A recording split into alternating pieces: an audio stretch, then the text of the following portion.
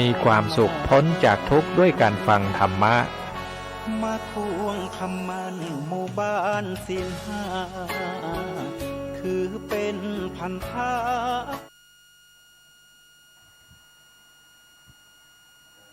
มองโลกด้านดีมีผลเห็นคนอื่นดีมีค่าปลูกใจให้เกิดศรัทธาตั้งหน้าทำดีมีคุณมองโลกด้านร้ายกลายกลับใจรับแต่เรื่องเครื่องคุณเหนื่อยหน่ายเลิกล้างทางบุญชีพอุ่นแท้แน่เอ่ยขอกราบธรรมสวัสดีกับบรรดาท่านผู้ฟังแล้วก็ท่านผู้ชมทุกท่านที่กำลังติดตามช่องธรรมะเป็นทีมทีวีออนไลน์กลุ่มพระสงฆ์อุบาสกอุบาสิการ่วมกันเผยแผ่ธรรมะออนไลน์ไลฟ์สดทาง Facebook ทาง YouTube สถานีวิทยุ FM คลื่น 104.50 เมกะเฮิรตซ์วัดฝ่ายหินจังหวัดเชียงใหม่พร้อมทั้งสถานีวิทยุเครือข่ายคลื่นสีขาว8จังหวัดภาคเหนือซึ่งในค่ำคืนวันนี้ก็เป็นคืนวันอาทิตย์ที่7เดือนพฤษภาคมปีพุทธศักราช2566ข้าวกับผมอัตมะภาพพระครูโสพลปริยัติก็ได้นำรายการเห็นธรรมเห็นเราเห็นธรรมมาพบกับบรรดาท่านผู้ฟังท่านผู้ชมเป็นประจำทุกคืนวันอาทิตย์เวลาตั้งแต่ 20:00 นเป็นต้นไปจนถึงเวลาประมาณ 3:00 นนะหรือว่า 20:00 นจนถึง 21:00 นซึ่งบรรดาท่านผู้ฟังท่านผู้ชมนะก็สามารถนะที่จะให้การสนับสนุนโดยการกดติดตามกดไลค์กดแชร์นะเพื่อเป็นธรรมทานยิ่งแชร์มากก็ได้บุญมากแชร์น้อยก็ได้บุญน้อย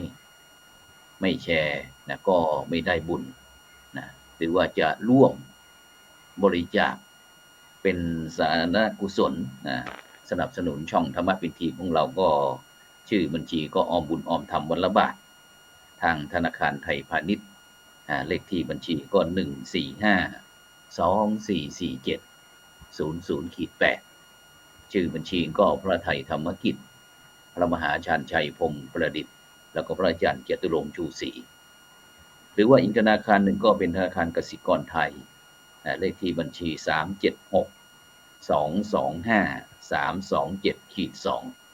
ชื่อบัญชีก็พระมหาดวงทิพย์ปริยัตถารีตามกำลังเจตนาซึ่งบรรดาท่านผู้ฟังท่านผู้ชมทุกท่านนะซึ่งรายการของเรานะในช่วงนี้ก็อยู่ในช่วงมีการปรับปรุงนะ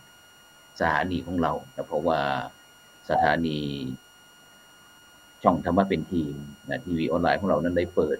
ครบ3ปีนะในวันที่9นะที่ถึงนี้นะฉะนั้นก็ในช่วงนี้เรายังไม่ได้ต่ออายุการทำงานของช่องสติยักษ์แล้วก็ซึ่งเราก็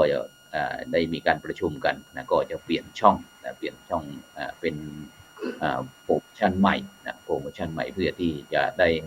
มีภาพมีอะไรที่คมลึกกว่าเดิมนะเพราะว่าเราใช้มา3ปีนะก็อาจจะ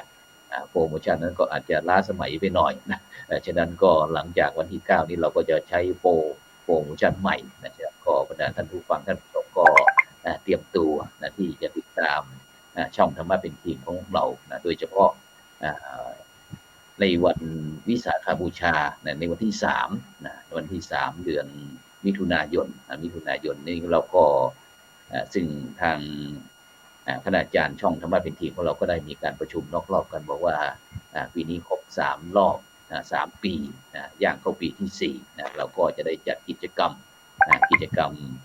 ที่จะให้บรรดาท่านผู้ฟังท่านผู้ชมได้มีส่วนร่วมโดยเฉพาะเราจะจัดในวันที่2มิถุนายนนะวันที่3ก็เป็นวันวิสาขบูชานะซึ่งจะเป็นอย่างไรนะเราก็ติดตามช่องธรรมะเป็นทีมของเราอย่างใกล้ชิดก็แล้วกันนะจะมีคณะครูบาอาจารย์ท่านไหนบ้างนะมาร่วมธรรมะทอล์กกับพวกเรา นะแล้วก็อาจจะในอีกหลายเรื่องนะซึ่งบรรดาท่านผู้ฟังท่านผู้ชมก็อยากจะให้มีส่วนร่วมด้วยนะฉะนั้นก็เตรียมตัวที่จะพบกับช่องธรรมะเป็นทีมทีวีออนไลน์ในเวอร์ชันใหม่หลังจากวันที่9เป็นต้นไปนะเพราะว่าช่องธรรมะเป็นทีมทีวีออนไลน์สตรีมยัดช่องนี้ก็เราก็จะเปลี่ยนโปรใหม่นะเปลี่ยนโปรใหม่ซึ่งก็มีบรรดาท่านผู้ฟังท่านผู้ชมหลายท่านที่ร่วมบริจาค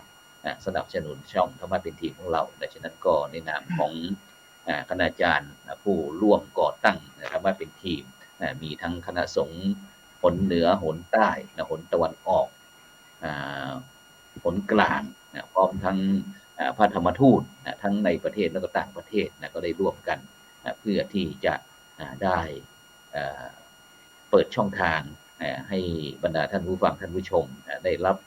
สิ่งอันพลน้อยหรือว่าหลักธรรมคำสอนในทางพระพุทธศาสนาหลายช่องทางมากยิ่งขึ้นซึ่งสมัยก่อนนั้นเราก็จะมีการไปที่วัดอย่างเดียวหรือว่าไปในงานมงคลงานอวมงคลต่างๆถึงจะได้ยินได้ฟังหลักธรรมคำสอนต่างๆแต่ในปัจจุบันนี้ก็ระบบ5G 4G 5G หรือว่ายุคดิจิตอลยุคดิจิตอลหรือว่ายุคNew Normal ซึ่งก็มีการเปลี่ยนแปลงไปเช่นเดียวกันแล้วก็โดยเฉพาะในช่วงนี้ก็ด้วยความเป็นห่วงเป็นใยกับบรรดาท่านผู้ฟังท่านผู้ชมก็โปรดระมัดระวังเรื่องสุขภาพด้วยเพราะว่าในช่วงนี้เดี๋ยวอากาศก็ร้อนเดี๋ยวอากาศก็หนาวเดี๋ยวก็ปรับตัวไม่ทันฉะนั้นก็บางตอนช่วงนี้ก็บรรดาท่านผู้ฟังท่านผู้ชมก็ต้องระมัดระวังดูแลสุขภาพเพราะว่าทางกรมอุตุนิยมวิทยาก็บอกว่าตั้งแต่วันที่8เป็นต้นไปวันที่8เป็นต้นไปก็คือวันพรุ่งนี้เป็นต้นไปจนถึงวันที่12นั้นฝนฟ้าก็จะตกคะนองฉะนั้นก็หลังจากที่ฝนตกแล้วก็จะแล้งฉะนั้นก็บรรดาท่านผู้ฟังท่านผู้ชมก็ต้องเตรียมที่จะเก็บชาวไร่ชาวนาชาวเกษตรกรต่างๆก็เตรียมสถานที่เก็บกักน้ำได้เก็บกักน้ำได้ถ้าไม่มีอะไรที่คาดเคลื่อนไปจากกรมอุตุแล้วก็โดยเฉพาะอีกไม่กี่วันก็เหลือเวลาอีก1อาทิตย์ก็จะมีการเลือกตั้งทั่วประเทศเช่นเดียวกันฉะนั้นก็เป็นโอกาสที่พวกเราหลายท่านหลายคนก็จะต้องมีการปรับในวิธีคิดเพียงเปลี่ยนความคิดชีวิตก็เปลี่ยนฉะนั้นวันนี้ก็เช่นเดียวกันบรรดาท่านผู้ฟังซึ่งรายการที่ทางช่องธรรมะเป็นทีมของเราก็มีการออกอากาศทุกวันเวลาก็ตั้งแต่2 ทุ่มเป็นต้นไปจนถึงเวลาประมาณ3 ทุ่มครึ่งฉะนั้นก็ติดตามรับฟังติดตามยังไงก็สามารถที่จะส่งข้อความมาทางอินบ็อกซ์ได้ว่าต้องการให้ทางคณาจารย์จากช่องธรรมะเป็นทีมของเราจะมีการคุยเรื่องอะไรหรือว่ามีข้อสงสัยอะไรก็สามารถที่ส่งข้อความมาทางอินบ็อกซ์นอกจากที่จะติดตามทาง YouTube ทาง Facebook ทางสตรีมยัดทีวีออนไลน์แล้วก็ยังเป็นสถานีวิทยุ FM คลื่น 104.50 เมกะเฮิรตซ์วัดฝ่ายหินจังหวัดเชียงใหม่ซึ่งต้องกราบขอบพระคุณท่านอาจารย์พระครูสมุวิศวัตรวรกิจโจที่ได้เมตตาทำการไลฟ์สดจากช่องธรรมะเป็นทีมของเราไปเพื่อที่จะให้บรรดาท่านผู้ฟังท่านผู้ชมได้ติดตามซึ่งก็เสียดายเหมือนกันซึ่งทางสถานีวิทยุ FM นั้นก็อาจจะได้ฟังแต่เสียงแต่เราไม่เห็นภาพไม่เห็นภาพก็เลยจะต้องมีการปรับเพราะว่าเมื่อกี้นั้นทางเจ้าหน้าที่ฝ่ายเทคนิคนั้นก็ได้แชร์ไปทางไลน์ถ้าเราติดตามทางไลน์เรากดดูปุ๊บก็จะดูไลฟ์สดไปเลยฉะนั้นก็บรรดาท่านผู้ฟังท่านผู้ชมถ้ากดติดตามกดไลค์กดแชร์แล้วก็เวลารายการใหม่ๆของเรามาก็จะมีเสียงสัญญาณเตือนให้พวกเราว่าช่องธรรมะเป็นทีมมาแล้วนะอย่างรายการที่เข้ากับผมอัตมาภาพพระครูโสพลปริยัติจันทร์นี่ก็เป็นวันศุกร์วันเสาร์วันอาทิตย์วันศุกร์นั้นก็จะเป็นรายการสังฆพัฒนาเพื่อประชาชนบทบาทพระสงฆ์ในยุคนิวนอร์มอลว่ามีอะไรบ้างเวลาตั้งแต่2 ทุ่มเป็นต้นไปจนถึงเวลาประมาณ3 ทุ่มครึ่งแล้วก็วันเสาร์นี่ก็จะเป็นรายการพระพุทธศาสนา4 แผ่นดินซึ่งก็มีท่านอาจารย์หลวงพ่อพระครูสุจิตานุรัตน์เจ้าคณะอำเภอฝางท่านอาจารย์พระมหาหลวงทิพย์ปริยัติธารีดร.ปริยัติธรรม9ประโยคท่านอาจารย์พระมหาวรเชษฐ์มหาวิโยจากวัดสันปะยางหลวง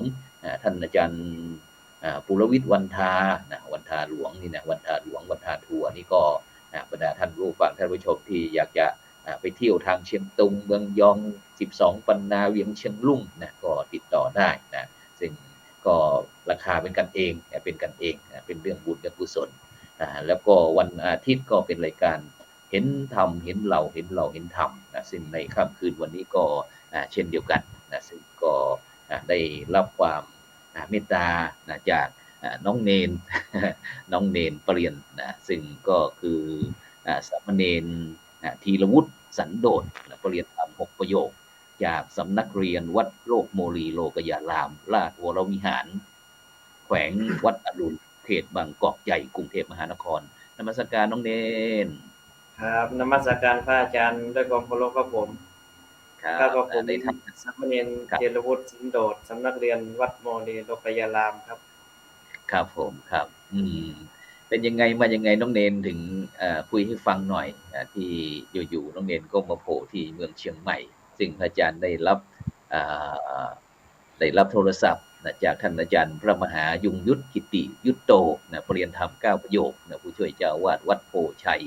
พระอารามหลวงเลขานุการเจ้าคณะจังหวัดหนองคายที่ได้โทรบอกว่าจะมีลูกศิษย์น้องเนนพร้อมทั้งโยมท่านหนึ่งจะขึ้นมาเมืองเชียงใหม่แล้วก็อยากจะหาที่พักตอนนี้ยังไม่ได้ที่พักซึ่งพระอาจารย์ก็จะมีความคุ้นเคยกับท่านอาจารย์มหาจงยุทธเพราะว่าพระอาจารย์มหาจงยุทธก็จะเป็นคณะกรรมการโครงการหมู่บ้านรักษาศีล5ของเราทางหนตะวันออกฉะนั้นก็จะปัจจุบันนี้ก็เราก็จะมีความคุ้นเคยกันแล้วก็จะพบกันทางสตรีมญาติฉะนั้นน้องเนนลองคุยให้ฟังหน่อยว่าเป็นยังไงมายังไงถึงได้ขึ้นมาเมืองเชียงใหม่ในวันเมื่อไม่เช้านี้มาถึงไม่เช้านี้เองทุกคนเลยครับผมเหตุก็เพราะเรื่องสิ่งศักดิ์สิทธิ์นี้ส่วนหนึ่งครับผมเพราะว่าก่อนที่จะสอบบาลีประเรียนธรรม6ประโยคนั้นก็กับผมได้มีโอกาสขึ้นมาเมืองเชียงใหม่ประมาณเดือนสิงหาคมได้ครับแล้วก็ได้ตั้งสัตยาธิษฐานไว้ต่อหน้าองค์หลวงพ่อพระสิงห์ไว้ว่าถ้าเข้ากับผมสอบได้เรียนธรรม6ประโยคจะมากราบอีกครั้งหนึ่งครับผมวันนี้ก็ได้มีโอกาสเดินทางมากราบหลวงพ่อพระสิงห์แล้วก็พระบรมธาตุหฤคุณชัยด้วยครับวันนี้ทั้งวันก็หมายความว่าได้มีโอกาสไปที่จังหวัดลำพูนด้วยนะคุยให้ฟังหน่อยไปลำพูนไปทำยังไงบ้างลูกไปลำพูนก็ไปสักการะพระธาตุหฤคุณชัยครับผมเจอหลวงพ่อเจ้าคณะจังหวัดไหมหลวงพ่อพระเดชพระคุณหลวงพ่อพระเทพไม่ได้เจอเลยนายกไม่ได้เจอเลยครับผมเสียดายเพราะว่างานส่งน้ำพระธาตุประจำปีงานประจำปีวัดพระธาตุหฤคุณชัยเพิ่งจบไปไม่กี่วันเนี่ยลูกก่อนหน้าที่ลุงเนนจะมาถึงนี่แหละครับผมเสียดายมากมาไม่ได้ประสบงานใช่ซึ่งนอกจากที่น้องเนนได้มีกำหนดกี่วันลูกขึ้นมาที่เมืองเชียงใหม่กี่วันมากับวันที่10ครับผมประมาณ4วันได้ครับตั้งแต่วันที่7 8 9 10ซึ่งก็กับเครื่องบินใช่ไหมครับผมแล้วพรุ่งนี้ล่ะพรุ่งนี้มีโปรแกรมอะไรที่ไหนอีกพรุ่งนี้ว่าจะไปแวะไปกับหลวงปู่ทองสิริมังคโรครับผมวัดพระธาตุสีจอมทองพระธาตุสีจอมทองคุยกับพี่หนานติ๊บหรือยังเลยครับทำไมไม่คุยกันล่ะลูกเกรงใจทันไม่เป็นไรลูกก็คุยแกไปคุยแกจะให้แกไปส่งที่ไหนก็คุยกันไปนะสัก 2-3 วันถ้าลุงพี่หนานติ๊บว่างก็พี่หนานติ๊บไปส่งถ้าพี่หนานติ๊บไม่ว่างเราก็เดี๋ยวเราก็ใช้แก๊ปหรือว่าใช้แท็กซี่ครับผมเมืองเชียงใหม่เป็นเมืองที่สะดวกครับไปไหนมาไหนก็สะดวกสบาย เคยเคยคิดจะมาเชียงใหม่ไหมลูกอะไรนะครับ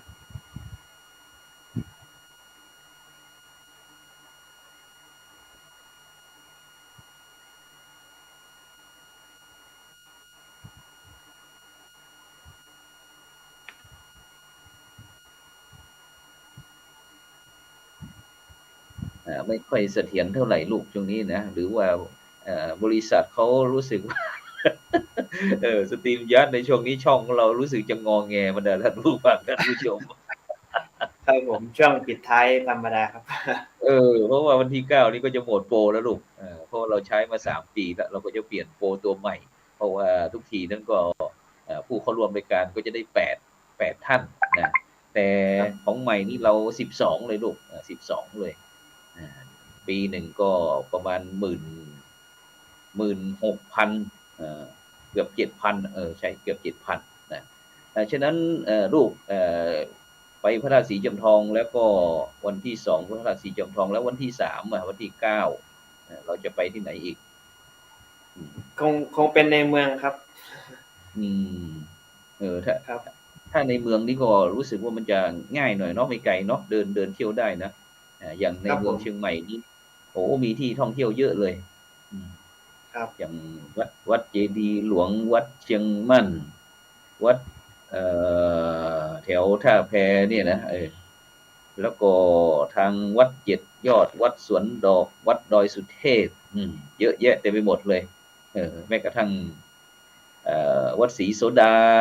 ศรีโสดาพระรามหลวงนี่ก็น่าสนใจเหมือนกันแล้วก็ที่เขามากันส่วนมากก็จะไปที่ดอยคำพืชสวนโลกน่าสนใจนะแถวที่อาจารย์พูดเนี่ยครับผมดีกว่าโปรแกรมหมดแล้วนะฉะนั้นซึ่งน้องเนนซึ่งถือว่าเป็นสามเณรปรริยนธรรม6 ประโยคนะซึ่งในปัจจุบันนี้ก็สังกัดสำนักเรียนวัดโมรีโลกยารามราชวรวิหารเขตแขวงวัดอรุณเขตบางกอกใหญ่กรุงเทพมหานครซึ่งก็ถือว่าเป็นสำนักเรียนดีเด่นระดับประเทศของเราซึ่งก็มีพระเดชคุณท่านอาจารย์เจ้าคุณพระธรรมราชานุวัตรปรริยนธรรม9 ประโยคนะซึ่งพระอาจารย์ท่านก็ถือว่าเป็นผู้ที่มีความคลั่งไคล้ในบาลีฉะนั้นลูกเนนก่อนที่จะเราจะเข้าไปคุยที่วัดโมรีโลกยารามเนี่ยลูกเนนอยู่ที่วัดโมรีโลกยารามนี่ตั้งแต่จบชั้นป .6 หรือว่ายังไงลูกก็มีความเป็นไปเป็นมาอย่างไรถึงไปอยู่วัดโมรีไปอยู่วัดโมรีโลกยารามเมื่อจบปรริยนธรรม5 ประโยคครับผม5 ประโยคฉะนั้นก็พื้นเพของลูกก็คืออยู่ที่จังหวัดขอนแก่นครับขอนแก่นก็เรียนทั้งบาลีด้วยแล้วก็เรียนทั้งทางโลกแล้วก็ทางธรรมเนาะครับผมเรียนอยู่ขอนแก่นอยู่สำนักเรียนอะไรลูกสำนักเรียนวัดชัยศรีครับวัดชัยศรีแล้วก็จบชั้นม.6 ที่วัดชัยศรีเหมือนกันครับผมจบม.6 ที่วัดชัยศรีแล้วก็บาลีด้วยเนาะแล้วมีความคิดอย่างไรถึงจะถึงเข้ากรุงเทพไปอยู่ที่วัดโมรีโลกยารามมันมีความเป็นไปเป็นมาอย่างไรมีใครชักชวนหรือว่ามีใครที่เป็นไอดอลหรือเปล่าลูก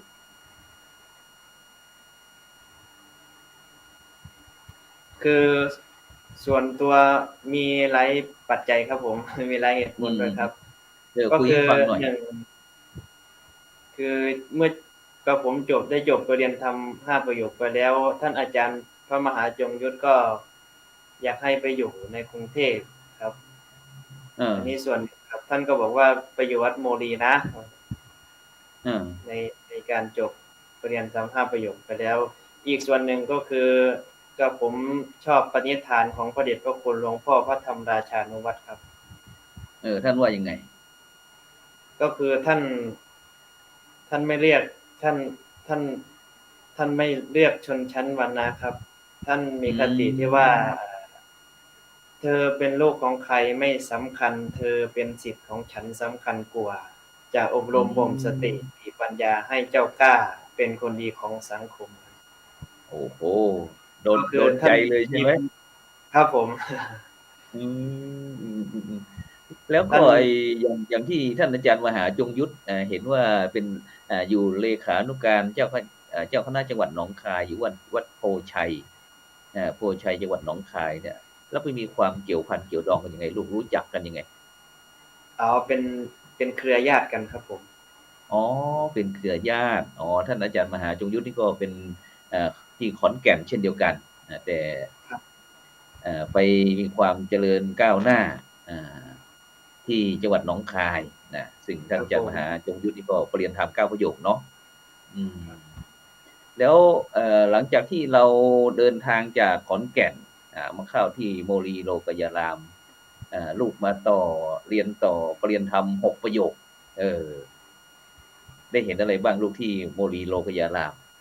คุยให้ฟังหน่อยสำนักดีเด่นระดับประเทศลูกครับผมการเป็นอยู่ก็จะมีโรงครัวกลางครับเวลาชั้นเช้าชั้นเพลอย่างนี้ครับท่านจะให้ไปบิณฑบาตครับผมก็คือชั้นในบาตรครับอ๋อบิณฑบาตนี่บิณฑบาตในวัดใช่ไหมลูกครับผมบิณฑบาตในวัดครับอ๋อแล้วก็จำนวนลูกพระลูกเนรเนี่ยลูกเยอะบ้างไหมที่วัดโมลีโลกยารามประมาณ500กว่ารูปครับผมโอ้แล้วไปอยู่ไปฉันกันยังไงเนี่ยลูกก็ฉันกันตามมีตามได้นะครับถือกติที่ว่าเรียนเพื่ออยู่ไม่ได้อยู่เพื่อเรียนครับอยู่เพื่อเรียนนะครับไม่ใช่อยู่เพื่อฉันเพื่อกินเพื่อหลับเพื่อนอนใช่ไหมลูกครับอยู่เพื่อเรียนไม่ได้อยู่เพื่อกินนะครับเพราะว่าเป็นวัดที่พระบาทสมเด็จพระวชิรเกล้าเจ้าอยู่หัวนะที่พระองค์ท่านได้เห็นความสำคัญนะครับที่ได้มีภัตตาหารพระราชทานนะครับอยู่เป็นประจำนะครับมีทั้งพระบรมวงศานุวงศ์ต่างๆนะครับแม้กระทั่งเจ้าคุณพระอะไรต่างๆนี่ก็ไปนะครับซึ่งก็ทำให้วัดโมลีโลกยารามซึ่งพระอาจารย์จะมีความคุ้นเคยกับท่านอาจารย์ดร.อุทิศสิริวัลย์หรือว่าพระมหาอุทิศอดีตที่เลี่ยงเชียงนั่นนะลูกที่เลี่ยงเชียงที่อาจารย์อุทิศดร.อุทิศก็จะชื่นชมลูกพระลูกเนรฉะนั้นการบริหารการจัดการในวัดแล้วก็การเรียนการสอนเป็นยังไงบ้างลูกได้คุยฟังหน่อยเผื่อที่สำนักเรียนต่างๆเพราะว่าวันนี้พระอาจารย์ได้มีโอกาสเข้าร่วมประชุมกับกองงานเลขานุการเจ้าคณะจังหวัดเชียงใหม่พร้อมทั้งเลขานุการเจ้าคณะอำเภอรองเจ้าคณะอำเภอแล้วก็ผู้มีส่วนเกี่ยวข้องเกี่ยวกับเรื่องการที่เรื่องการศึกษาเนี่ยลูกลองคุยให้ฟังหน่อยเผื่อที่คณะครูบาอาจารย์หรือว่าบรรดาท่านผู้ฟังท่านผู้ชมได้ยินชื่อว่าวัดโมลีโลกยารามของอาจารย์เจ้าคุณพระธรรมวราชานุวัฒน์ซึ่งเจ้าคณะภาคอะไรนะลูกภาค4เจ้าคณะภาค10เนาะภาค10เนี่ยเขาหลวงพ่อเจ้าคุณทำเขามีการบริหารการจัดการวัดยังไงลูกตามที่ลุงเนนเห็นนั่นแหละการบริหารวัดของหลวงพ่อก็จะอยู่ในดุลพินิจของหลวงพ่อเพียงแต่เพียงผู้เดียวครับผมก็คือท่านจะเป็นคนกำหนดให้ครับเรื่องการเรียนการสอนอะไรทุกอย่างอยู่ที่พระเดชพระคุณหลวงพ่อทั้งหมดก็คือพระเดชพระคุณหลวงพ่อเป็นหัวเรือใหญ่แล้วก็หัวเรือหลักหัวเรือสำคัญครับผมส่วนคณาจารย์ก็กำหนดเอาปริญญาธรรม9ประโยคครับผมครับ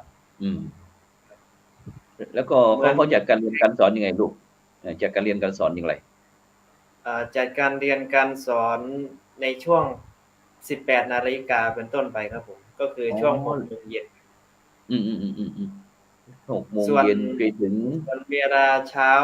แล้วก็เวลาบ่ายก็ดูหนังสือไปเพื่อที่จะไปเรียนครับเรียนเฉพาะภาคค่ำแต่ทั้งภาคกลางวันนี่ให้ลูกพระลูกเนรนี่ได้ดูตำรับตำราใช่ไหมลูกครับผมแล้วเขาที่สำนักเรียนโมลีโลกยารามเนี่ยลูกเขาเปิดการเรียนการสอนตั้งแต่ระดับไหนตั้งแต่ชั้นไหนถึงชั้นไหนลูกระดับ ระดับประเรียนธรรมระดับประโยค1-2ถึงประเรียนธรรม9ประโยคครับผมอืมแล้วก็ทางโลกก็จะมีอนุบาลอนุบาล2เหรอแล้วก็ม1เออถึงม6ครับอนุบาล1อนุบาล2นี่ไว้ให้ใครเรียนเหรอลูกเอาไว้ให้เนนที่ยังไม่บรรลุนิติภาวะครับอ๋องั้นหมายความว่ามีน้องเณรที่ไม่จบชั้นป6ก็คือตั้งแต่เรียนเอ่อตั้งแต่ไม่ได้เรียนใช่ครับหมายความว่าตั้งแต่ชั้นป1มาเลยใช่ไหมครับผอ๋อมอ๋อแล้วเป็นยังไงบางบ้างลูกลูกเณรครับเคยเข้าไปดูเข้าไปศึกษาเข้าไปช่วยเขาไหมก็ช่วยพอช่วยได้ครับช่วยเท่าที่ตัวเองจะช่วยได้ครับผมอืมอ๋อฉะนั้นเขาบางรูปเขาครับครับบางรูปเริ่มจากอนุบาล1ถึงประเรียนธรรม6ประเรียนธรรม7ก็มีนะครับเออ เห็นแล้วเป็นยังไงบ้างลูกเห็นทั้งน้องเนรลูกเนรอะไรต่างๆอะ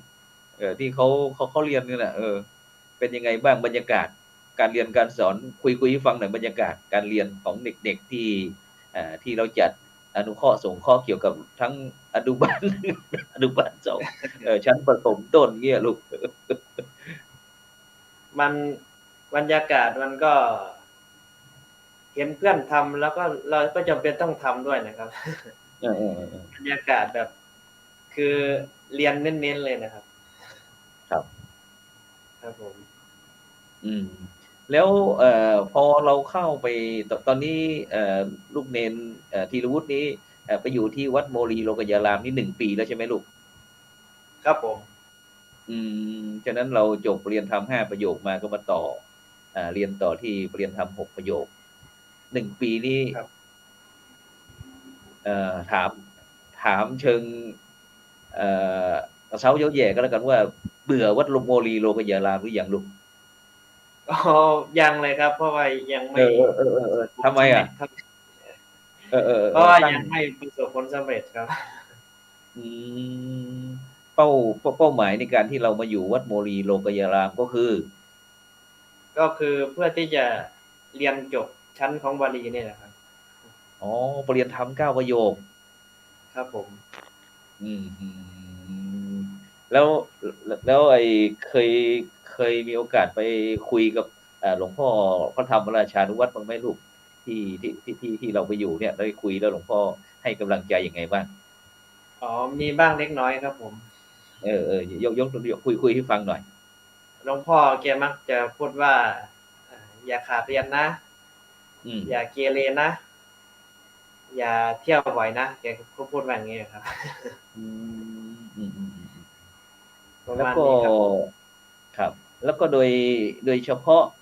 เอ่อลูกเคยคิดหมายความว่าเรียนแต่บาลีอย่างเดียวเรายังหลังจากที่จบม6มาแล้วตอนนี้เราเรียนบาลีอย่างเดียวเราไม่ได้คิดว่าจะเรียนทั้งอุดมศึกษาทางมหาวิทยาลัยของคณะสงฆ์บ้างหรือว่าทางภาครัฐภาคเอกชนที่เขาอ่ได้จัดเนี่ยลูกยังไม่ได้คิดใช่ไหมลูกก็มีความคิดแล้วครับ เออคิดยังไงตอนนี้ก็คือพอจบประเรียนธรรม9ประโยคแล้วผมว่าจะไปศึกษาต่อที่มหาวิทยาลัยครับแต่ว่ายังไม่ได้เลือกที่ยังไม่ได้เลือกมหาวิทยาลัยเลยครับแต่ว่าอืม ชอบคณะรัฐศาสตร์อ๋อรัฐศาสตร์โอ้โฮไอดอลเลยนะครับผมเออๆๆซึ่งโดยเฉพาะในปัจจุบันเนี่ยลูกนอกจากที่ทางการคณะสงฆ์ไทยเราเนี่ยจะมีการจัดการศึกษาทั้งทางโลกทางธรรมแล้วก็มีทั้งระดับอ่าประถมมัธยมนะแล้วก็มีอุดมศึกษาด้วยลูกในปัจจุบันนี้นะมีทั้งมหาวิทยาลัยมหาจุฬาลงกรณ์มหาวิทยาลัยมกุฏราชวิทยาลัยนะครับ ซึ่งแล้วนอกจากนั้นก็ยังมีทางมหาลัยทางเอกชนบ้างนะครับแล้วก็ทางภาครัฐบ้างนะครับซึ่งก็มีทางเลือกเยอะนะครับเพราะว่าการศึกษาในปัจจุบันเนี่ยลูกเณรมองเห็นอย่างไรบ้างในการศึกษาในปัจจุบันในฐานะที่เป็นนักศึกษาเนี่ยลูกในฐานะที่เราเป็นน้องเณรที่จะต้องใฝ่คว้าหา เรียนรู้หาประสบการณ์อะไรต่างๆเนี่ยอยากจะให้คุยวิธีคิดของลูกเนนเนี่ยโดยให้บรรดาท่านผู้ฟังท่านผู้ชมว่าน้องเนนรูปหนึ่งตอนอายุประมาณสัก10กว่าจบจากชั้นม.6 มาก็ประมาณสัก18-19เนี่ยส่วนมากเนี่ยเขาก็จะเข้ามหาลัยเด่นน้องเนนก็ตัดสินใจมาเรียนนะครับมีความคิดอย่างไรครับเกี่ยวกับเรื่องการศึกษาในปัจจุบันอ๋อผมโรงเรียนคิดว่าไม่มีใครแก่เกินเรียนครับผมเพราะว่าพระมหาเถระหลายรูปด้วยกันครับผมที่เรียนตอนแก่ครับอย่างเช่นหลวงพ่อพระพรหมวชิรโมลีวัดสาราลอยจังหวัดสุรินทร์นี่ครับเรียนปริญญาเอกอายุ70ย่าง80ครับผมก็เลยเห็นปณิธานของหลวงพ่อก็เลยมาคิดใส่ตัวเองแล้วเราจะรีบไปทำไมครับประมาณนี้แหละครับก็เลยอยากจะทำเป็นขั้นตอนไปครับผมอ๋อครับคือหมายความว่าเราก็จะมุ่งมั่นเอาแต่ด้านบาลีก่อนส่วนด้านทางโลกระดับอุดมศึกษาไว้ก่อนใช่ไหมครับพอเรียนบาลีเนี่ยลูกถามจริงเหรอมันเรียนยากไหมส่วนตัวก็ยากครับผมแต่ว่าพอเรียนนานเข้ามันก็ชักจะสนุกครับเพราะว่าเหตุที่สนุกก็เพราะแข่งขันกันครับผมแข่งขันกับใครกับเพื่อนเหรอหรือว่าแข่งขันกับตัวเองเพื่อนในห้องครับผมโอ้ยังสมมุติว่าห้องประโยค6ตอนนี้เรามาสอบที่ประโยค6หรือประเรียนธรรม6ประโยคที่วัดโมลีโลกยารามได้แล้วผ่านปีนี้ใช่ไหมลูกครับผมอย่างปีหน้าปีนี้ปี66นี่แหละซึ่งก็หลังวิสาขะนี่คงจะตอนนี้เปิดหรือยังลูกเปิดเรียนยังการเรียนการสอนหรือว่ารอวิสาขะก่อนอ๋อยังไม่เปิดเลยครับผมอาจารย์ครับได้ยินข่าวว่าจะเปิดเรียนช่วงกลางพฤษภานี่แหละครับอ๋อพฤษภาปีนี้จะเรียนธรรม7ประโยคปท7นี่จะมีเพื่อนๆอีกเยอะไหมลูกปีนี้ปท7ก็เพื่อนๆกลุ่มเดิมเลยครับมีประมาณเท่าไหร่ไอ้แก๊งของเราไม่ใช่กลุ่มของเราเนี่ยประมาณ25รูปได้ครับหมายความว่าผู้ที่สอบผ่านประโยค6ปีนี้ใช่ไหมที่20กว่ารูปนี้ใช่ไหมประโยค6ปีนี้ได้40กว่ารูปครับเป็นสำนักไอ้ที่จะมาต้องเรียนกับเรานี่มันจะต้องเรียนร่วมกันทั้ง40หรือเปล่าหรือว่าบางรูปบางท่านก็แยกห้องครับผมแยกเป็นอาจจะแยกไปเนาะแล้วก็เทคนิคการที่จะสอบได้ถึงประเรียนธรรม6ประโยคตอนนี้ลูกในฐานะที่อายุยังไม่ถึง20เลยยังไม่ถึง20เลยเนี่ยมีวิธีการเรียนยังไงลูกในการเรียนศึกษาบาลีที่เมื่อกี้ลูกบอกว่าแรกๆเนี่ยมันยากแต่นานๆเข้าไปชักสนุกเนี่ยลูกจะทำยังไงให้บรรดาเพื่อนพ้องน้องพี่สามเณรในพุทธศาสนาของเราเนี่ยครับได้มาสนใจในการที่จะเรียนบาลีนะครับผมครับเทคนิคของผมก็ไม่มีอะไรมากนะครับหนึ่งคือ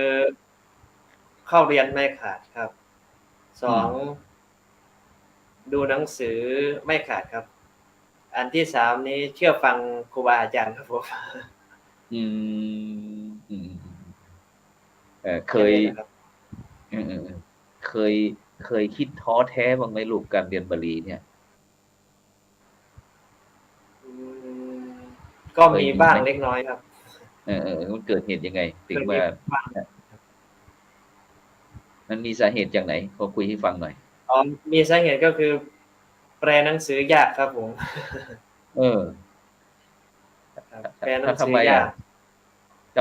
ตอนอยู่ประโยคไหนที่แบบแปลหนังสือยากประโยคประมาณประโยค5ครับปท5วิชาแปลแต่งหรือว่าวิชาแบบแปลมาโคตรเป็นไทยครับผมแปลมาโคตรเป็นไทยแล้วพอผ่านแล้วรู้สึกว่ามันง่ายเลยใช่ไหมประโยค5เนี่ยปท5นี่ครับผมพอผ่านแล้วก็อยากเรียนประโยค6ต่อ เออมีมีการอัดฉีดบ้างไหมลูกที่วัดโมรีโลกยารามลูกถ้าบุคก็คลใดที่สอบบาลีได้ บ้างเขาตั้งเกณฑ์ยังไงก็ตามประโยคครับผม อ่าประโยคใหญ่ลงมาหาประโยคเล็กครับก็ผมก็ไม่เคยได้สักทีนะยังไม่เคยได้ปีนี้ประโยค6แล้วเนี่ยปีนี้ประโยค6แล้วเนี่ยต้องได้ดิใช่ไหมผมพระเดชพระคุณหลวงพ่อจะมอบให้ช่วงวันเกิดครับก็เลยยังไม่ทราบอ๋อวันไหนนะวันเกิดของพระเดชพระคุณวันที่6 มีนาคมของปีหน้าครับมีนาเมษาโอ้ต้องข้ามปีนี่เนาะโอ้ปี67เลยลูกต้องปี67เนาะปี67ฉะนั้นเราก็ต้องเตรียมตัวเอาให้เพราะว่ามันสอบเดือนมีนาเนาะต่ำกึ่งพอดีเลยแล้วฉะนั้นอย่างที่สำนักเรียนเดิมเราลูกตอนนี้เมื่อเราได้เป็นพี่ใหญ่พี่เนนได้เข้ามาเรียนโมรีโลกยารามเราเคยไปดูสำนักเดิมวัดศรีบ้างไหมลูกที่ว่าเราจะไปได้ให้กำลังใจหรือว่าได้แนะแนวอะไรน้องๆเนนว่าให้เรียนอย่างนั้นให้ที่มีไว้ลูกไปเรื่อยอยู่ครับผมไปทำอะไรเวลาตัวเองสอบเสร็จก็ไปช่วยทางสำนักเดิมอบรมบาลีต่อครับของประโยค1 2 3 4 5ครับผมแล้วก็อย่างปีนี้มีการบวชภาคฤดูร้อนบ้างไหมลูกที่ขอนแก่นของเรายังไม่ค่อยมีเท่าไหร่นะครับมีบ้างเล็กน้อยประปรายครับผมประปรายแล้วก็ที่วัดโมรีโลกยารามที่กรุงเทพปีนี้มีจำนวนพระสงฆ์สามเณรได้เข้าไปขออาศัยล่มโพใบใหญ่ล่มไทรเวนาจากหลวงพ่อเจ้าคุณทำหรือยังเยอะไหมปีนี้จำนวนเยอะอยู่ครับผมปีนี้แต่ว่ายังไม่ระบุจำนวนที่แน่ชัดออกมาครับแต่สมมุติว่าอย่างที่สำนักเรียนวัดโมรีโลกยารามเนี่ยลูกนอกจากที่จะมีจำวัดอยู่ที่วัดโมรีแล้วยังมีวัดที่ข้างเคียงเนี่ยเข้าไปเรียนไปศึกษาโดยมีไหมลูกมีครับผม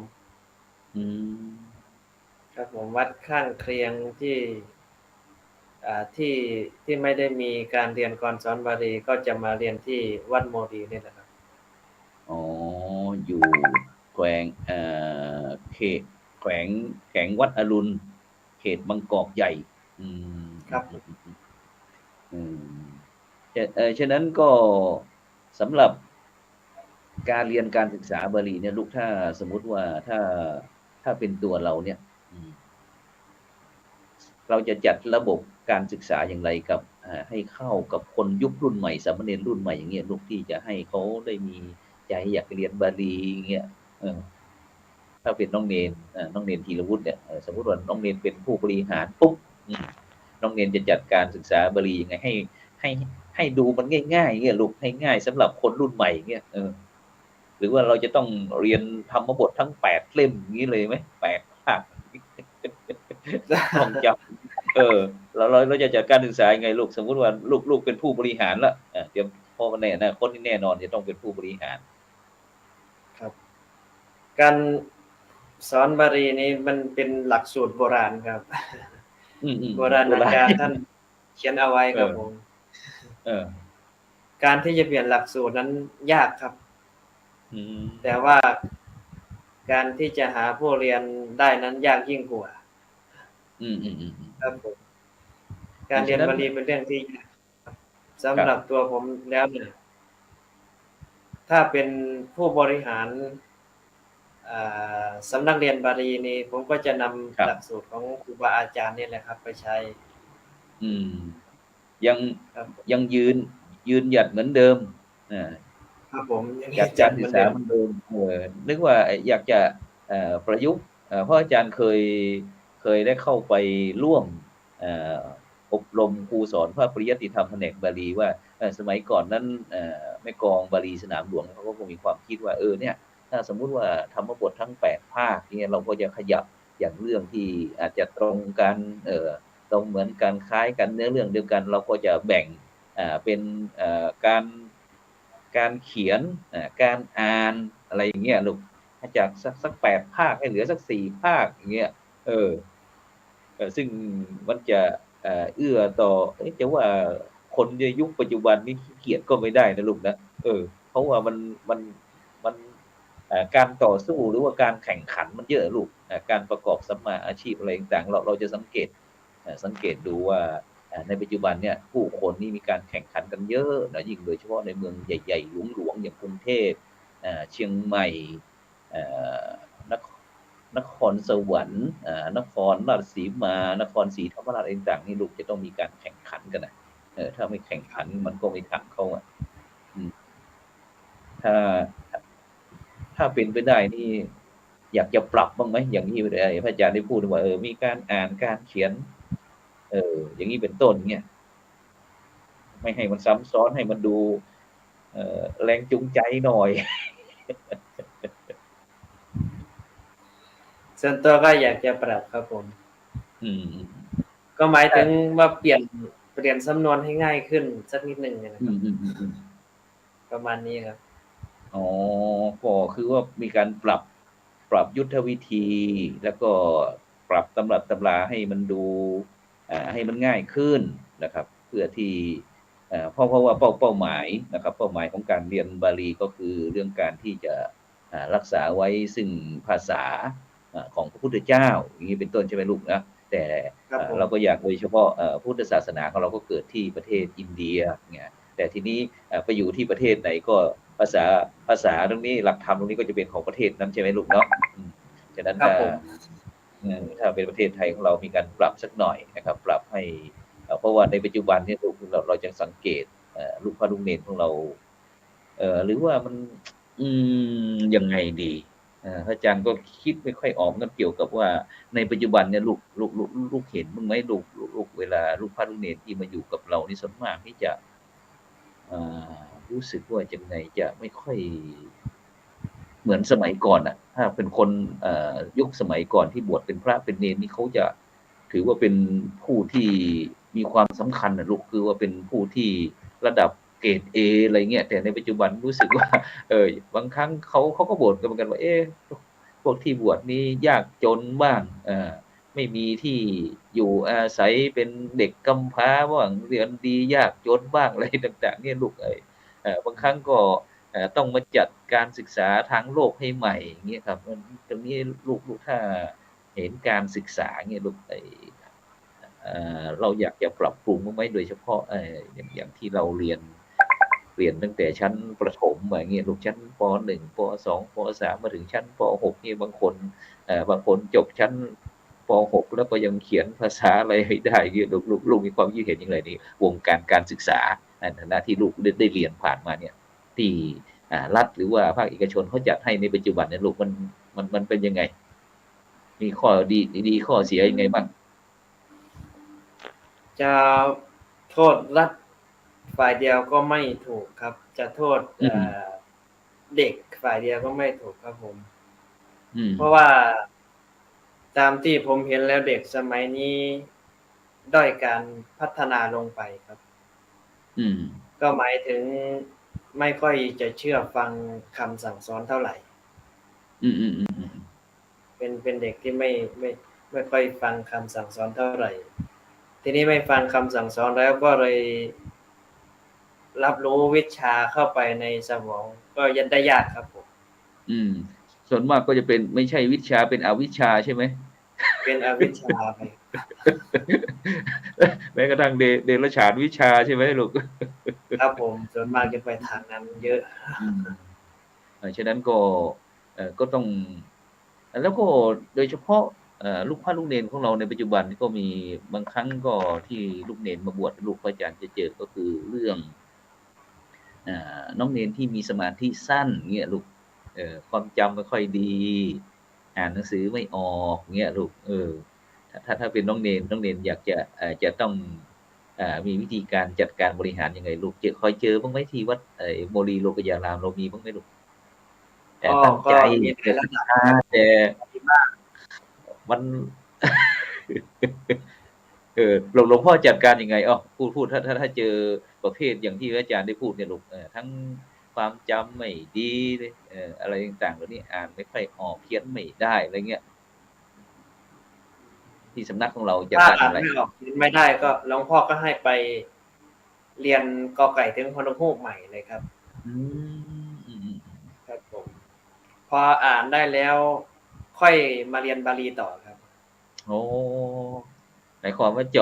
าะเป็นกลุ่มตาม ครับ ความรู้ความสามารถงั้นการที่เราจะเข้าไปอยู่ สมมุติว่าอย่างพระอาจารย์อยากจะเข้าไปอยู่วัดโมลีโลกยารามนี่ลูกจะต้องมีการสอบ หรือว่ายังไงที่จะเข้าไปอยู่ได้ที่วัดโมลีโลกยาราม ไม่มีการสอบอะไรครับ ไปสมัครอยู่เลยครับผม อืมไปสมัครอยู่กับหลวงพ่อเลยหลวงพ่อรับหมดใช่ไหม ครับผมหลวงพ่อรับหมด เมื่อมาถึงแล้วไม่มีปฏิเสธใช่ไหมขอให้ใจสู้ใช่ไหมหลวงพ่อบอกครับผม โอ้ ขอให้ทนครับ ต้องทนต้องทนถูกต้องขันติมีความอดทนฉะนั้นก็บรรดาท่านผู้ฟังท่านผู้ชมในขณะนี้ก็กำลังติดตามช่องธรรมะเป็นทีมทีวีออนไลน์ที่กลุ่มพระสงฆ์อุบาสกอุบาสิการ่วมกันเผยแผ่ธรรมะออนไลน์ไลฟ์สดทาง Facebook ทั้งทาง YouTube แล้วก็สถานีวิทยุเครือข่ายคลื่นสีขาว8จังหวัดภาคเหนือสถานีวิทยุ FM คลื่น 104.5 วัดฝายหินจังหวัดเชียงใหม่ซึ่งวันนี้เราได้คุยกับน้องเนนธีรวุฒิสันโดษจากปรริยนธรรม6ประโยคจากสำนักวัดโมลีโลกยารามแขวงวัดอรุณเขตบางกอกใหญ่กรุงเทพมหานครซึ่งได้เดินทางมาทัศนศึกษาที่จังหวัดเชียงใหม่ลำพูนแล้วก็ใกล้เคียงซึ่งก็ผู้ดำเนินรายการเองก็ถือว่าเป็นบุญใหญ่ที่น้องเนนได้มีโอกาสเดินทางมาซึ่งเราไม่เคยรู้จักกันแต่เนื่องจากที่บุญพาวาสนาส่งที่เราจะมองเห็นว่าน้องเนนนี่ก็เป็นผู้ที่มีอุดมการณ์ก็เลยอยากจะเอามาถ่ายทอดวิธีคิดวิธีทำวิธีอ่านวิธีเขียนวิธีการเรียนศึกษาต่างๆเนี่ยเพื่อที่จะให้บรรดาท่านผู้ฟังหรือว่ายุวชนเยาวชนลูกพ่อลูกเนนต่างๆเนี่ยได้เห็นว่าสามเณรลูกเนี่ยที่จากจังหวัดขอนแก่นที่เรียนจบชั้นมัธยมตอนปลายเสร็จแล้วก็ได้ปรริญญาธรรม5ประโยคก็มุ่งตรงเข้ากรุงเทพมหานครนะครับฉะนั้นก็ต้องขอบคุณโมทนากับบรรดาท่านผู้ฟังก็ส่งข้อความมาแต่ไม่ว่าจะเป็นทางคุณครูยากศนคุณนงเพียรศิลป์แม่อนงพวงขันคำซึ่งก็ได้ส่งข้อความอินบ็อกซ์มาบอกว่าสาธุสาธุอะไรต่างๆนี่ก็ต้องขอบคุณโมทนาฉะนั้นก็บรรดาท่านผู้ฟังท่านผู้ชมก็อย่าลืมส่งข้อความเข้ามาอยากจะสอบถามอะไรลูกเนนธีรวุฒิสันโดษซึ่งก็ได้คุยประวัติคร่าวๆให้ฟังทีนี้อยากจะมามุมมองวิธีคิดของลูกเนนในปัจจุบันนี้ลูกเนนเคยได้ติดตามข่าวสารได้เล่น Facebook ทั้งเล่นไลน์บ้างไหมลูก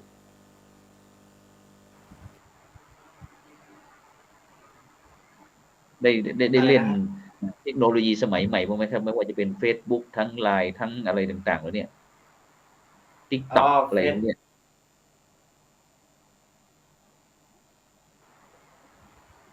ก็มีบ้างเล็กน้อยครับมีบ้างเล่นเล็กน้อยนะก็มีทั้งกล้องถ่ายรูปทั้งเฟซทั้งโน้ตบุ๊กอะไรต่างๆนี่ลูกเนนแล้วก็เคยเล่นเกมบ้างไหมลูกเคยเล่นเกมบ้างไหมเป็นสามเณรเนี่ยส่วนเกมเนี่ยผมส่วนตัวแล้วเล่นไม่เป็นครับส่วนมากถ้าเราเล่นเทคโนโลยีIG เดี๋ยวนี้เราส่วนมากเราจะใช้ประเภทแบบไหนลูกอะไรนะครับใช้เราใช้เป็นในด้านไหนลูกในเทคโนโลยีอะไรเนี่ยพวกเฟซพวกไลน์พวกอะไรต่างๆเนี่ยมือถือโน้ตบุ๊กอะไรเนี่ยเราใช้งานประเภทไหนเอาไว้ใครเครียดตอนดูหนังสือเครียดครับครับผมอ๋อก็มีการแบ่งเวลาจัดสรรปันส่วนด้วยใช่ไหมลูกไม่ได้ อืมก็ถือว่าก็โอเคอีกรูปหนึ่งนะที่สามารถที่จะควบคุมดูแลตนเองได้นะเพราะว่าในปัจจุบันนี้ก็ไม่ว่าจะเป็นทั้งทางโลกแล้วก็ทางธรรมบรรดายุวชนเยาวชนคนไทยแล้วก็ถือว่าเกิดมาปุ๊บนะแม้แต่เด็กๆอายุสักขวบ2 ขวบหรือว่าเดือน2 เดือน3 เดือนต่างๆส่วนมากก็จะมีความคุ้นเคยกับมือถือนะเออซึ่งถ้าบุคคลใดท่านใดที่ไม่สามารถที่จะควบคุมดูแลตนเองก็อย่างว่าแม้กระทั่งหลับนอนก็ไม่หลับไม่นอนไม่กินไม่ฉันเนี่ยเคยมีบ้างไหมลูกเคยติดมือถือบ้างไหมถึงกับไม่ส่วนฉันไม่ตัวแล้วทำวัดไม่หลับไม่ตื่นเลยเนี่ยไม่เคยติดนะครับไปเรื่อยๆเฉยอืมก็ๆเวลาก็ว่างก็ดูก็เล่นตามจังหวะใช่ไหมลูกควบคุมดูแลการเล่นการอันนี้ของเราได้ใช่ไหมครับอืมเคยมีเพื่อนๆที่ติดมือถือติดเกมอะไรบ้างไหมที่เป็นลูกเนนที่เพื่อนๆของเราที่เรียนหนังสือด้วยกันเนี่ยลูกส่วนเพื่อนที่เล่นเกมก็มีบ้างครับ แต่ว่าไม่ค่อยจะติดเท่าไหร่อืมแล้วคนเวลาดูลูกเนนเพื่อนเนนที่ติดเกมแล้วผลเป็นยังไงลูก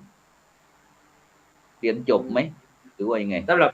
เพื่อนผมไม่มีนะครับติดเกม อ๋อเอครับผมออืมฉะนั้นอีกคำถามหนึ่งเป็นคำถามทั่วๆไปลูกเคยได้ยินข่าวเกี่ยวกับแอมไซยาไนด์บ้างไหมที่มีการวางยาพิษอ่าที่ทำลายชีวิตคนไปหลายสิบคนเนี่ยลูกเคยได้ยินไหมติดอ๋อตามข่าวบ้างไหมเคยได้ยินอืมมันเกิดอะไรขึ้นลูกในฐานะที่เราเป็นชาวพุทธแล้วก็เป็นคนไทยที่มีพระพุทธศาสนาเป็นศาสนาประจำชาติแต่มันเกิดขึ้นในสังคมไทยเราในปัจจุบันเนี่ยลูกมีความคิดเห็นอย่างไรเกี่ยวกับเรื่องนี้ว่าเราจะมีวิธีการแก้ปัญหาอย่างไรเนี่ยทั้งระยะสั้นระยะยาวอะไรเงี้ยลูกสำหรับเหตุการณ์นี้ผมว่าคงขาดคุณธรรมไปสักนิดหนึ่งนะครับอืมคุณธรรมในเรื่องการดำรงชีวิตอยู่บ้างอะไรบ้างเนี่ยประมาณนี้ครับอืมฉะเพราะว่านั้นก็ด้วยเพราะอะไรลูกเขาดึงกล้าทคงจะเป็นเทคโนโลยีสมัยใหม่หรืออะไรสักอย่างนะครับผมำก็ไม่แน่ใจครับ หรือว่าเป็นเรื่องเกี่ยวกับเรื่องเงินเรื่องทองเรื่องความโลภหรือว่าเป็นยุคเอ่อสังคมนิยมหรือว่าเป็นยุควัตถุนิยมอะไรหรือเปล่าลูกเขาถึงมีความคิดแบบนี้ทั้งที่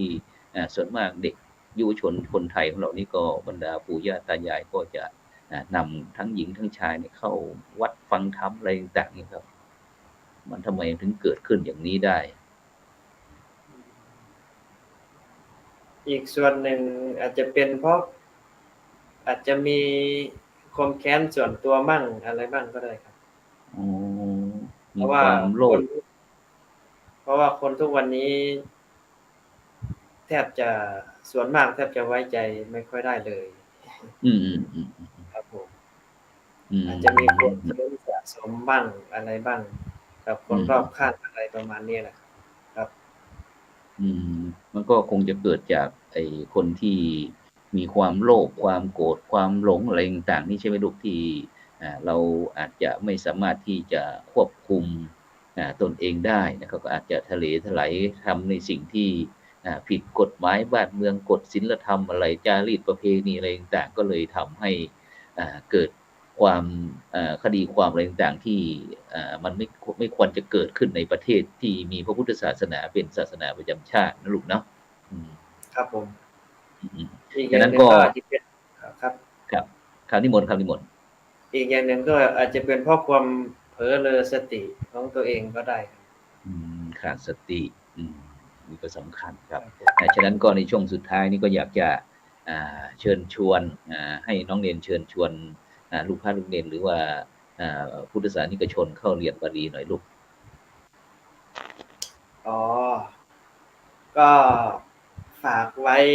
กับทุกรูปทุกท่านนะครับไม่ว่าจะเป็นพระภิกษุสามเณรอุบาสกอุบาสิกาก็ดีครับ ถ้าเป็นพระภิกษุสามเณรก็เรียนบาลีด้านประเรียนธรรมถ้าเป็นญาติโยมก็ด้านบาลีศึกษาครับผมอยากจะฝากไว้เรื่องบาลีนี่เป็นสิ่งสำคัญของเป็นภาษาหลักเป็นภาษาที่ใช้สำหรับสาธยายพระพุทธมนต์ครับถ้าไม่รักษาไว้ก็ไม่รู้ว่าจะพระพุทธศาสนาจะดำรงอยู่ได้นานเท่าไหร่ครับผมเพราะว่าพระพุทธเจ้าท่านฝากฝังไว้กับพุทธบริษัทไว้2อย่างก็คือคันธทุระ1แล้วก็วิปัสสนาธุระ1ครับผมครับ2อย่างนี้เป็นของเกื้อกูลกันครับผมก็คือเรียนก็ฝากไว้ครับวิปัสสนากรรมฐานก็ฝากไว้ด้วยครับผมครับผมครับสาธุครับวันนี้ก็ต้องอนุโมทนากับลูกเนนธีรวุฒินะครับสันโดษนะครับจากสำนักเรียนธรรม6ประโยคนะครับจากสำนักเรียนวัดโมรีโลกยารามนะครับกรุงเทพมหานครซึ่งเป็นสำนักเรียนต้นฉบับต้นแบบนะครับสำนักดีเด่นนะครับของคณะสงฆ์ไทยเรานะครับฉะนั้นก็วันนี้ก็ผมธรรมภาพก็เลยนิกราบนิมนต์ลูกเนนนะครับเพื่อที่จะได้มาเป็นตัวแทนได้คุยเกี่ยวกับเรื่องการศึกษาบาลีของคณะสงฆ์ไทยในปัจจุบันโดยเฉพาะที่วัดโมรีโลกยารามของเราเพื่อที่จะเชิญชวนบรรดาท่านผู้ฟังท่านผู้ชมได้มีส่วนร่วมนะครับฉะนั้นก็ในค่ำคืนนี้ก็ขอบคุณอนุโมทนาเพราะว่าเวลาหมดเวลาซะแล้วนะครับพบครับในสุขในรายการต่อไปนะครับซึ่งวันนี้ก็หลับฝันดีมีเงินใช้ไร้โลคาพยาธินะครับไม่เจ็บไม่จนร่ำรวยทุกผู้ผลสำหรับค่ำคืนนี้ขอกล่าวคำว่าสาธุ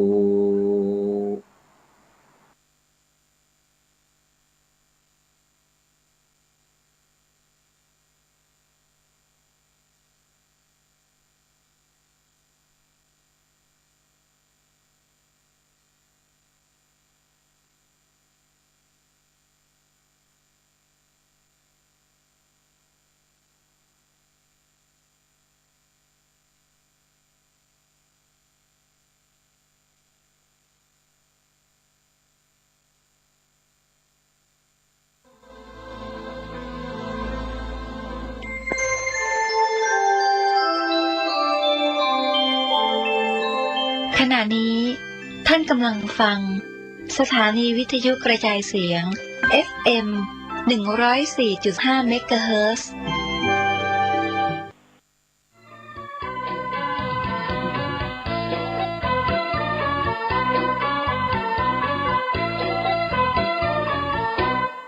ขอเชิญชวนสาธุชนพี่น้องเตรียมข้าวเตรียมของมาตักบาตรทำบุญวิสาขาบูชาเอาศรัทธาหูคุณ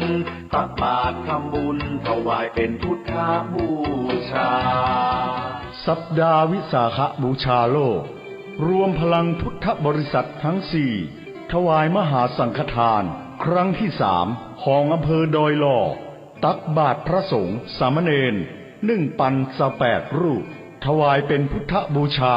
เนื่องในวันประสูติตรัสรู้ปรินิพพานของพระสัมมาสัมพุทธเจ้า